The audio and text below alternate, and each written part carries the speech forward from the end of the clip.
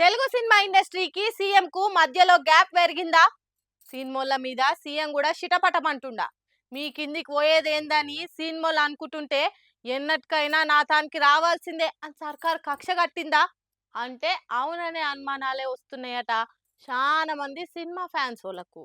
Telugu cinema ఇండస్ట్రీకి సర్కార్కు నడుమ అస్సలు పొసుకుతలేదనే ముచ్చటిన పడుతుంది. పెద్ద పెద్ద సినిమా ఈవెంట్లు పెట్టుకుంటామంటే సర్కార్ పర్మిషన్లు ఇవ్వకుండా 3 షెర్ల నీళ్లు తాగిస్తుంది. అందుకే సినిమాలు పరాయి రాష్ట్రాల ఫంక్షన్లు పెట్టుకుంటారనే టాక్ నడుస్తుంది. ఒకప్పుడు ఎంత పెద్ద సినిమా ఫంక్షన్ అయినా హైదరాబాద్ లోనే అయ్యేది. హైదరాబాద్ లో అయినాకనే వేరే కాడికి పోయొద్దురు. కానీ ఇప్పుడు రివర్స్ అవుతుంది. సినిమా ఫంక్షన్లు హైదరాబాద్ లో చేయాలంటేనే జంకుతుండ్రు సినిమాలు. పర్మిషన్లు అడిగితే తోక 90 కొర్రీలు పెట్టి సినిమాలకు చిరాకు పెట్టిస్తుందని షవులు కోరుకుంటుర్రు. మొన్నటికి మొన్న దేవర సినిమా అప్పుడు హైదరాబాద్ లో ఈవెంట్ పెట్టుకుంటే లాస్ట్ మినిట్ లో పోలీసోళ్ళు చేతులు ఎత్తేసి సెక్యూరిటీ ఇయ్యలేం అన్నారు. ఫంక్షన్ క్యాన్సిల్ అయింది. అభిమానులు నిరాశపడ్డారు. ఇప్పుడు పాన్ ఇండియా లెవెల్లో వస్తున్న పుష్ప సినిమా ఈవెంట్లన్నీ కూడా పరాయి రాష్ట్రాలనే ప్లాన్ చేసుకుండ్రు. లేదంటే ఆంధ్రకు పోయి పెట్టుకుంటుర్రు. అంతెందుకు కల్కి ఈవెంట్ ను కూడా సింపుల్ గా రామోజీ ఫిలిం సిటీలనే పెట్టుకుండ్రు గానీ ఓపెన్ ఏరియాలో పెడతందుకు ధైర్యం చేయలేదు. అదే చిన్న సిత్క సినిమాల ఈవెంట్లన్నీ హోటళ్లల్లా సినిమా టాకీస్లలో పెట్టుకుని నడిపించుకుంటారు గానీ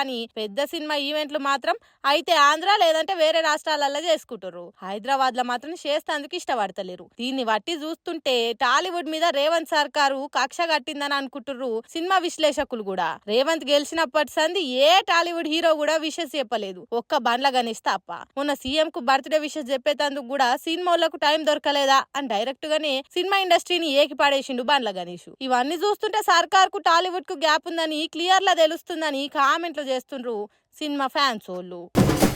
లగచర్ల బాధితులకు మద్దతుగా ఇవాళ మైబాద్ లో మహాధర్నా పెట్టింది కదా ప్రతిపక్ష బీఆర్ఎస్ పార్టీ. మొన్న పర్మిషన్ కు అప్లై చేస్తే లా అండ్ ఆర్డర్ సమస్య అని చెప్పి సర్కార్ పర్మిషన్ ఇవ్వలేదు.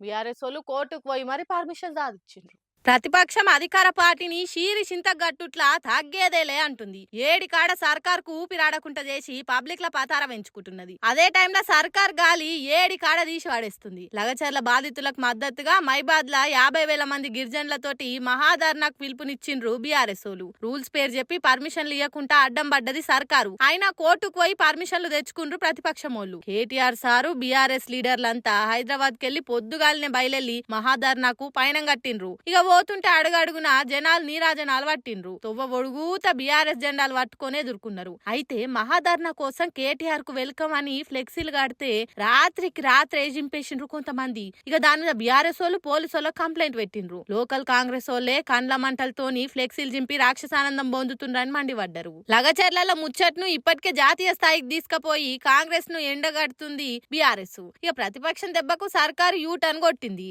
అబ్బే మేం ఫార్మా కంపెనీ పెడతలేము, ఇండస్ట్రియల్ కారిడార్ పెడుతున్నామని సీఎం రేవంత్ సారు మాట మార్చిండంటే అదంతా బీఆర్ఎస్ ఎఫెక్టే అని అనుకుంటుర్రు అంతా. ఇంకో దిక్కు లగచర్ల బాధితులను ఢిల్లీకి తీసుకుపోయి జాతీయ మానవ హక్కుల కమిషన్ కు ఫిర్యాదు ఇప్పించిండ్రు. అట్లనే రాష్ట్రపతికి కూడా ఫిర్యాదు అయినరు. అటు జాతీయ ఎస్టీ కమిషన్ కూడా ఎంక్వైరీకి వచ్చేటట్టు చేసిండ్రు. కార్ పార్టీ లీగల్ సెల్ గిరిజనుల బిడ్డలకు మేమున్నామన్న ధైర్యం ఇచ్చింది. ఇట్లా ఎవ్వరు బాధితులైనా వాళ్ళకు అండగుండుట్లా జనతా గ్యారేజ్ సినిమాల ఎన్టీఆర్ అన్న లెక్కనే ఎంబడే పోయి భరోసానిస్తుండ్రు హరీష్ సారు కేటీఆర్ సార్లు. అందుకే ఇట్లా నిత్యం పబ్లిక్లు ఉంటారు కాబట్టి కాంగ్రెస్ అంటే కార్ పార్టీకే పబ్లిక్ల పతార బాగా పెరిగిందని సర్వే సంస్థలు కూడా రిపోర్ట్లు బయట పెడుతుండ్రు.